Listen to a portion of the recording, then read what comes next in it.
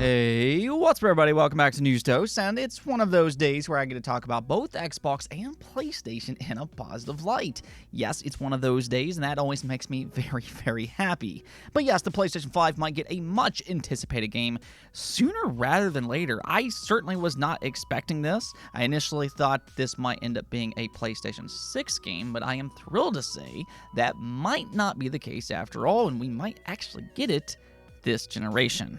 Then also Xbox got some great news as well, and really I'd say actually in a couple different ways. One of those is for Xbox Game Pass, you always gotta love it, and then also a resurgence for one of their franchises, which I think kind of speaks to a trend that we've seen over the last few years for gaming as a whole. In that way, I'd say that this is a big success for fans of gaming just all around. Before we get started though, do make sure to hit that subscribe button below. More than 50% of you still aren't subscribed, so do make sure to change that today. That way you can easily get all of your daily gaming news, as I am here every Monday through Friday. With that said though, let's just go and jump right into things, starting off with Stellar Blade. For a new IP, Stellar Blade is getting a lot of recognition, and I mean a lot. Last week we talked about its pre-orders and how it's already topping charts in various different countries. That was already impressive alone, and now we got another update that shows just how much interest there is for this game. Reportedly, the demo peaked at 690,000 daily users according to Ampere analysis. So that is absolutely insane, really, for I'd say any game, but especially when you're talking about a brand new IP. I mean, just to kind of put this into perspective, the Final Fantasy VII Rebirth demo that released just a few months back peaked at 380,000 players, and you know, that's a massive franchise. So to see new IP come out and significantly have more, that is extremely, extremely impressive. Then to make things even more interesting, Stellar Blade isn't just getting a lot of interest and that's it. Its reception is also just as incredible. You can see the PlayStation Store here where it has a 4.8 rating. So by all metrics, this could be a big launch for Shift Up and PlayStation when it releases later this month. I know for me personally, I'm very excited to play this game, and it definitely seems like a lot of other people are as well. Now, maybe some of this has to do with the online discussion that surrounds this game. There might be a bit of a perfect storm happening here, but I mean, at the end of the day, the ultimate test is whether or not Stellar Blade's gameplay is being well received, and so far it very much is. So now we just have to kind of wait and see if it can stick that landing later this month when it releases on April 26th. Speaking of new IP though, one of the more interesting new IP from last generation was Kingdom Come: Deliverance from Warhorse Studios. It's an RPG with a more realistic take than what we usually get from this genre. This is a genre that usually focuses a little bit more on that fantasy setting, but nonetheless, Kingdom Come might have launched with some bugs, but it overall turned out pretty well, and I'm sure a lot of people would really like to see more from them in the future. Well, if you do, then you might want to tune in on April 18th. Warhorse Studios is now teasing a new game reveal. Now, we don't know exactly what this game is quite yet, but looking at the picture here, it's fairly easy to see why a lot of the speculation believes it will be a sequel to Kingdom Come: Deliverance. I mean, for me personally, whether it's a new IP or if it's a sequel, I'm really just kind of interested to see what they have to show. I think this is a very promising studio with a lot of talent, and I'm excited to see what they come up with next. So again, tune in on April 18th, though if you do miss it, of course, I'll keep you updated as well. All the more reason to hit that subscribe button. Okay, so let's go and shift over to some Xbox news, though, because they've quietly had a really good week. They just secured a new deal with NetEase. We talked about that yesterday. They also just announced that they're bringing back their back compat team, which really better sets them up for the future. And they also just launched the new Fallout Amazon Prime show. That's one of their biggest IP, and the reception for this show has been very impressive so far. It still has a 93% on Rotten Tomatoes, and its audience score sits at 85% as well. So if things continue at this rate, we are looking at one of the best video game adaptations ever made, and what this often means is good news for the game industry. We previously saw this happen with The Witcher 3, Cyberpunk 2077, and The Last of Us Part 1. All three of those games saw a spike of newfound interest thanks to the success that the shows had. And we're once again seeing that with the Fallout series as well. This is coming from Matt Piscatella, and you can see here where he said, according to Circana's player engagement tracker, Fallout 76 is currently seeing its highest engagement rate on Xbox Series consoles since October of 2022. Now, that is by no means a coincidence. This is a direct outcome from the positive reception that we're seeing with the Amazon series. And it'll also be interesting to see if this carries over to Fallout 4 later this month as well. Can that also get a resurgence with that next generation update? I'll be very curious to see how that tracks. But I think all of this really just kind of speaks to why gaming needs to focus on these high-quality shows and movies more and more.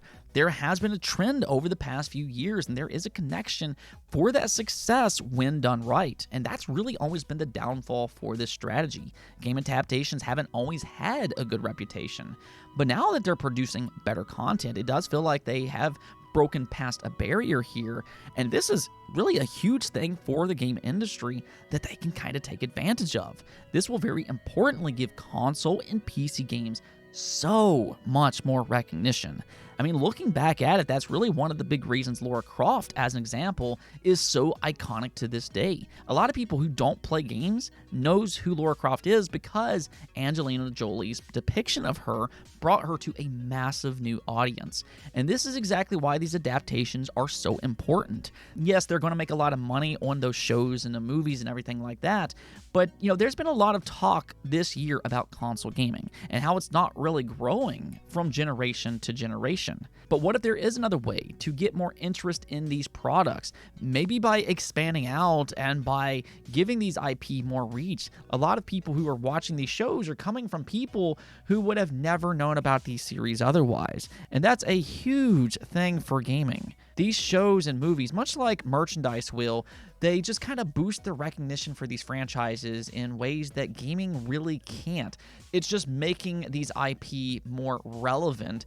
And that's been one of the big problems that we've seen kind of with the younger generation of gamers. A lot of the younger generation prefers to play on their phones or tablets, and that's something that's going to become more of a problem as we start to move forward. In 10 to 15 years, that could become a major problem for these companies that make AAA games for PC and consoles. So how do you fix that? Well, hypothetically, let's just go and say if Xbox were to make a good Crash Bandicoot game, as an example, for mobile phones, well, maybe that would bring more interest to their consoles when the hypothetical Crash 5 were to release later down the line. It's kind of the same thing as merchandise. When you have all of that merchandise in stores, it just helps you gain brand recognition. It all ties together, and that's exactly what we're seeing in the game industry right now with things such as Fallout.